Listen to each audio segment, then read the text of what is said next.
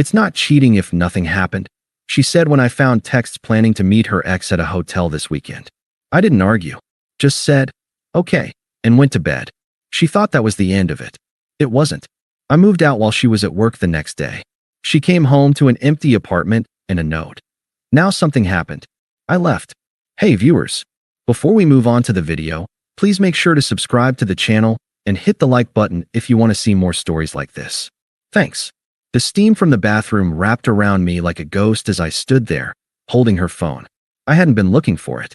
A notification had lit up the screen, face up on the coffee table where she'd left it. Mike, can't wait for Saturday. Harbor Suites. Room 412. I'll be thinking about you. The blood in my ears made a sound like static. My thumb, moving of its own accord, tapped the screen. No password. She never bothered around me. The thread was a roadmap to a weekend I wasn't invited to.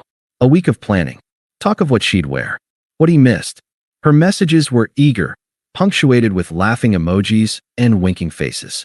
My eyes scanned dates, times. This Saturday, 2 days from now. The bathroom door clicked open. Sarah emerged, wrapped in a towel, her skin pink from the heat. She was smiling, reaching for her moisturizer. You'll never guess what Stacy said at work today, she began, then stopped.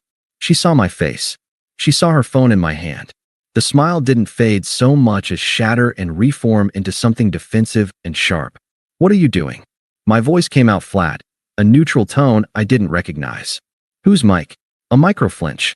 Then, a performative sigh. Ugh, Mike from college? I told you about him. What? And why are you planning to meet him at the Harbor Suites this Saturday? Room 412. The color drained from her face, then rushed back in 2 red spots on her cheeks. She snatched the phone from my hand, not to look, but to clutch it to her chest. You went through my phone? It lit up. I saw it. That is a massive violation of trust, she spat, her eyes wide with manufactured outrage. I can't believe you'd snoop. I wasn't snooping, I said, the calm in my voice unnerving even me.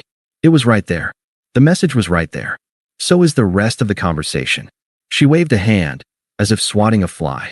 It's just talk. He's going through a divorce. It's messy. He's lonely. I was just going to be there for him as a friend. I looked at her, the woman I'd shared a bed with for 4 years. I knew every curve of her smile, the cadence of her laugh. Now, I watched a stranger perform a bad play.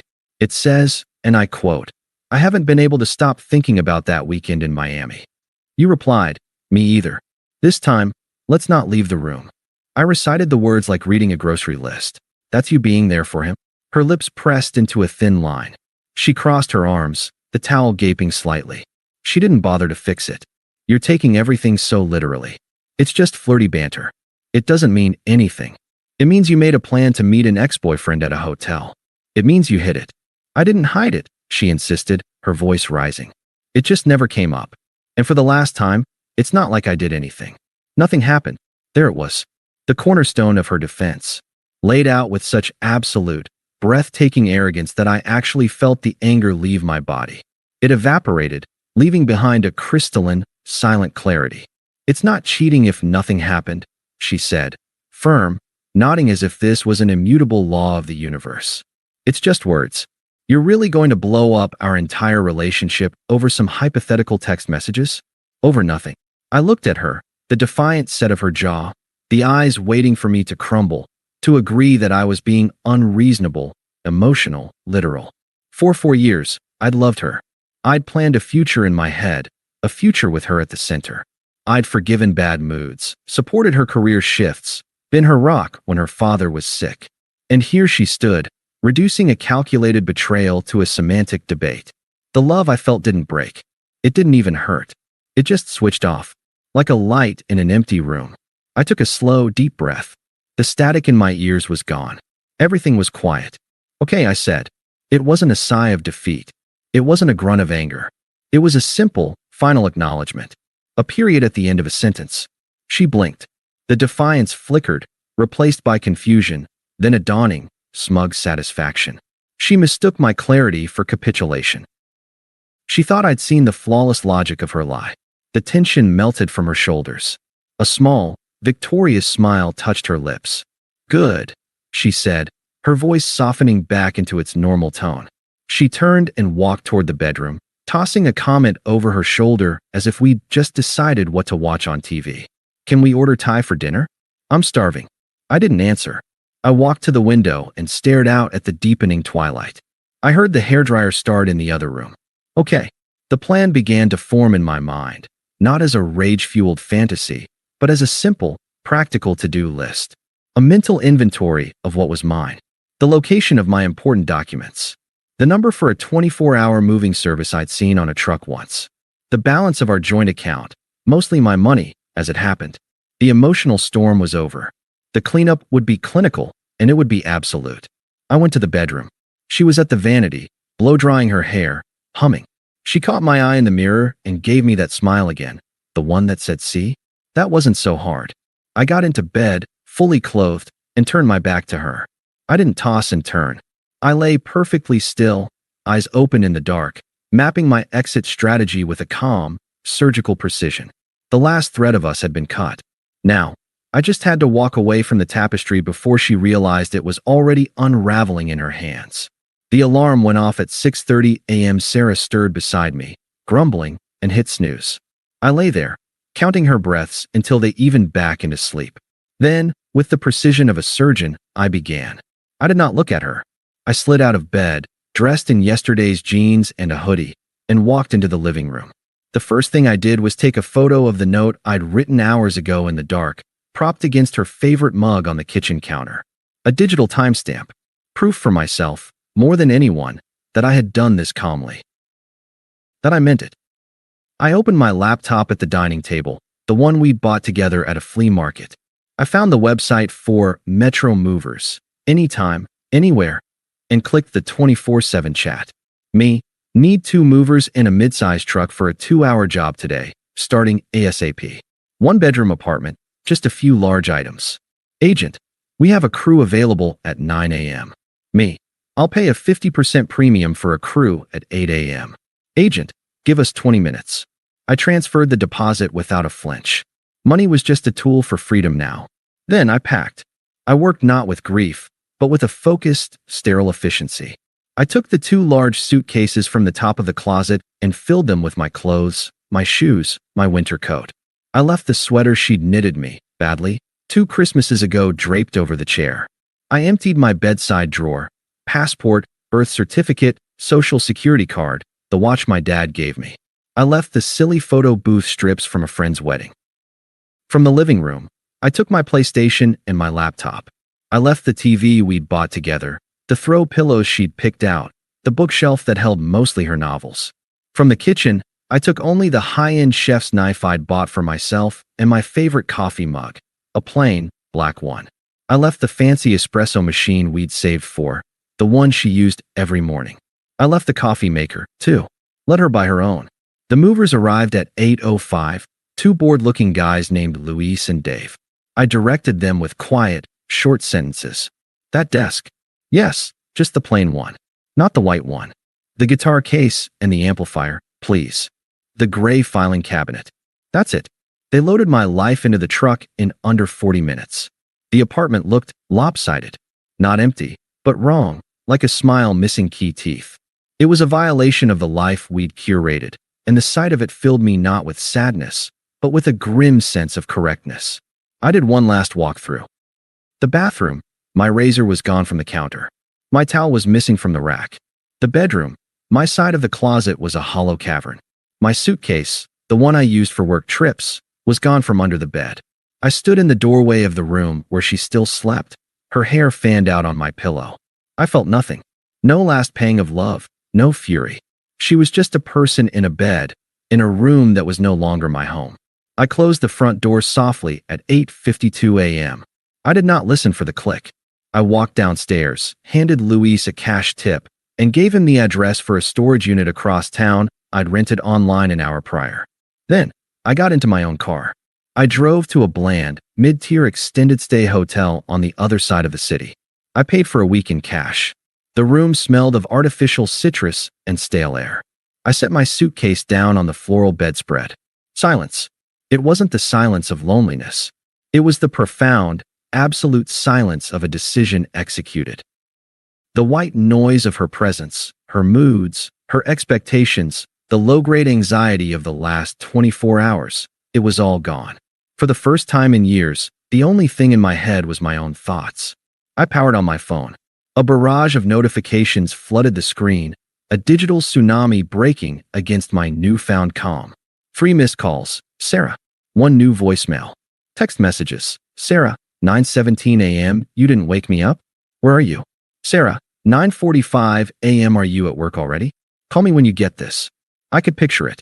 Her waking up, late, scrambling for work. The first flicker of unease when she saw my side of the closet. I put the phone face down on the nightstand. I took a shower in the small, plastic stall. The water pressure was terrible. It felt amazing. When I got out, the phone was lit up again. Sarah, 10:31 a.m., my TV is gone. What the hell? Sarah, 10:33 a.m., you took the coffee maker? Are you serious right now? Sarah, 10:45 a.m., I'm calling your work. Sarah, 10:52 a.m., they said you called in sick. What is going on? This isn't funny.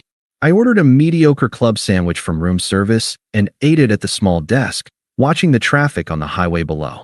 The phone buzzed intermittently on the bed, a trapped insect. 1 new voicemail. I finished my sandwich, wiped my hands, and finally picked up the phone. I pressed play and put it on speaker, leaning back in the cheap chair. Her voice was high, tight with a panic that was just beginning to curdle into anger. What the hell? Where are you? Are you serious right now? You just move my things. You just take stuff in the night? This is insane. We need to talk like adults. Call me the second you get this. A beep. The message ended. I looked at the time. 11:30 a.m. She'd be on her lunch break, sitting in the apartment that was now just her apartment, surrounded by the ghost of my absence, staring at the note. Now something happened. I left. I imagined her reading it. I imagined her brain, so adept at twisting logic, trying to contort this. He's overreacting. He's trying to teach me a lesson. He'll be back. But the missing furniture, the empty closet, they were facts too solid for her semantics. For the first time, her words had met an action they couldn't explain away. I powered the phone off completely. The room was silent again. I laid down on the bed, the stiff sheets unfamiliar against my skin. I closed my eyes. I didn't sleep, but I rested in a way I hadn't in years. There was no argument to rehearse, no hurt to nurse, no confusion to untangle. There was only the quiet, irrevocable truth of what I had done. The first move was complete. The game, for me, was already over. She just didn't know she was playing alone. For 3 days, I lived in the sterile bubble of the hotel room. I didn't turn my phone on. The silence was an active project, and I cultivated it. I got a temporary membership at a gym 2 blocks away and went every morning, pushing my body until it was too tired to feel anything but its own exertion. I bought a new coffee maker, a simple one, and drank from my black mug at the small desk, looking at apartment listings online. I was a ghost building a new skeleton, and the process was peaceful. On the 4th morning, I powered on my phone. It chimed for a full minute, a symphony of delayed misery. 17 missed calls, 8 new voicemails, countless texts. I listened to the voicemails in chronological order, my face impassive. Voicemail 1, day 1, 12:15 p.m. panic. Okay, you've made your point. This isn't funny anymore. Where are you? Call me. Voicemail 2, day 1, 6:47 p.m. anger. My mom is freaking out. My friends think you're a psycho. You can't just abandon shared responsibilities. The rent is due next week. You call me right now. Voicemail 3, day 2, 10:03 a.m. confusion. I went to Mike. I told him what happened. He said it was too much drama. He hasn't texted me back. Is this what you wanted? Voicemail 4, day 2, 11:30 p.m. tears. Raw, messy crying. Please, just come home. I'm sorry. I'm so sorry. It was a mistake. I didn't go. Doesn't that count for anything? I deleted them all. Then I scanned the texts. They told the same story in reverse. Anger crumbling into bargaining. The final text, sent last night, was a single line. We need to talk. Please. I had just finished my coffee when the phone rang in my hand. Sarah. I let it ring 3 times, then answered. I said nothing. Hello? Are you there? Her voice was raspy, thin. I'm here. A sharp intake of breath.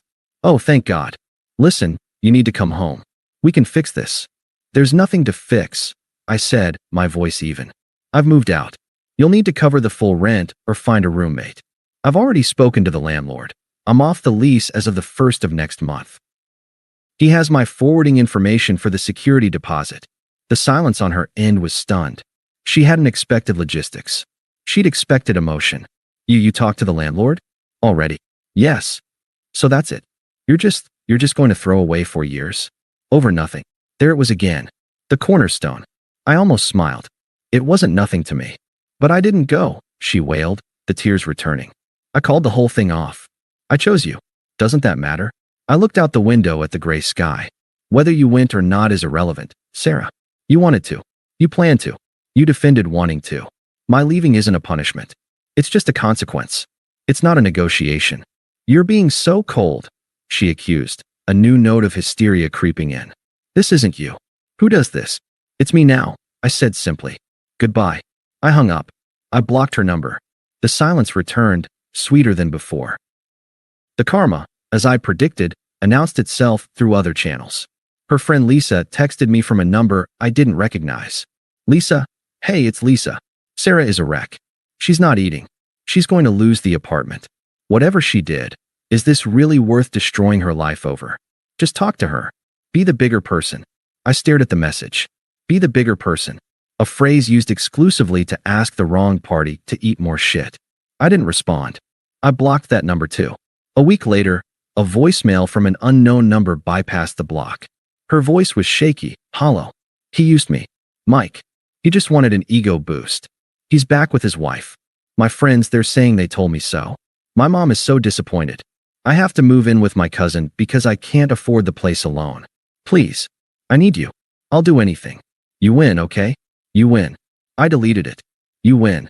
She still saw it as a game with a score, not a bridge she'd burned. I found an apartment. A modern one-bedroom with a view of the river. I bought new furniture, piece by piece, choosing only what I liked. I immersed myself in work, and my boss, noticing the sudden, focused output, put my name forward for a major project.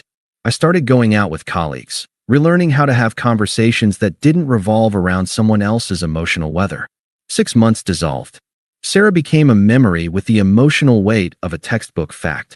The hurt was archived. Then, a text from an old mutual friend, Kyle, who'd always been decent. Kyle, hey man, hope you're good. FYI, Sarah knows you'll be at the Oak Barrel for Jake's thing tomorrow. She might show. Thought you should know. I replied, thanks for the heads up. I wasn't worried. I felt nothing. The Oak Barrel was bustling for a Thursday. Jake was holding court at a large table, surrounded by friends from different chapters of life. I was there, leaning against the bar, nursing a whiskey, laughing at something my coworker, Maya, had said. I felt easy in my skin. This was my life now. It was good. I saw her the moment she walked in. She looked effortful. Her hair was styled a new way, her dress a little too dressy for a pub, her makeup perfect but thick. She scanned the room, her eyes landing on me.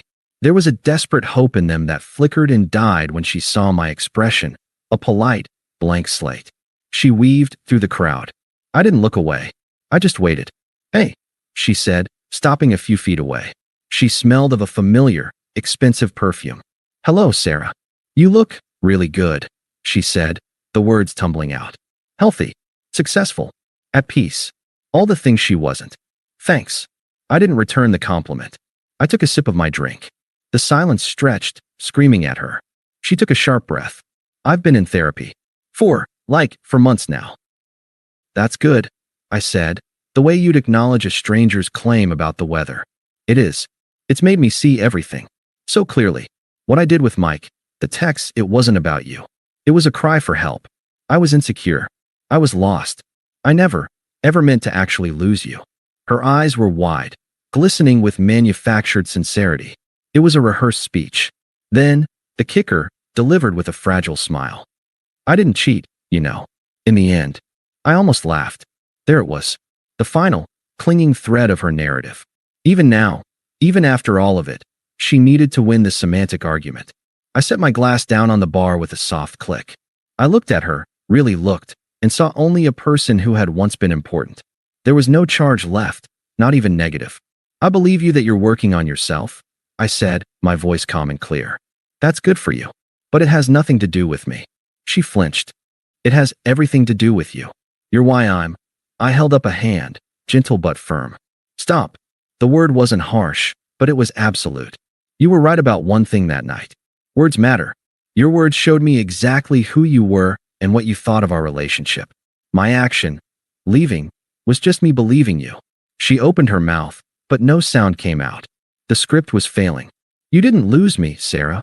I continued, my tone that of a man stating simple facts. I left. And in leaving, I found a life where I don't have to monitor hotel reservations or debate the definition of respect. I found peace. I saw it then, the true, dawning horror in her eyes. It wasn't about my anger or my pain, which she could have worked with. It was about my indifference, my complete and total emotional vacancy where she once lived.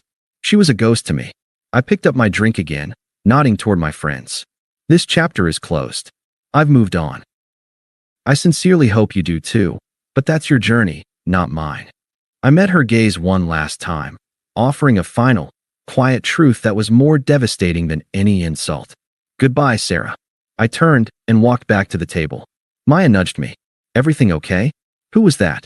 I slid into my seat, the warmth and laughter of my friends wrapping around me. I took a sip of whiskey, the smooth burn a pleasant anchor in the present moment. I glanced back once. She was still standing where I'd left her, a statue of irrelevance in the middle of the happy crowd. I turned to Maya and smiled, a real, easy one. No one, I said. Just someone I used to know. And for the first time since reading that text in a steam-filled living room, I knew it was the absolute, unshakable truth. Thanks for watching. Make sure to subscribe to the channel and hit the like button. What do you think about this story? Share it in the comments.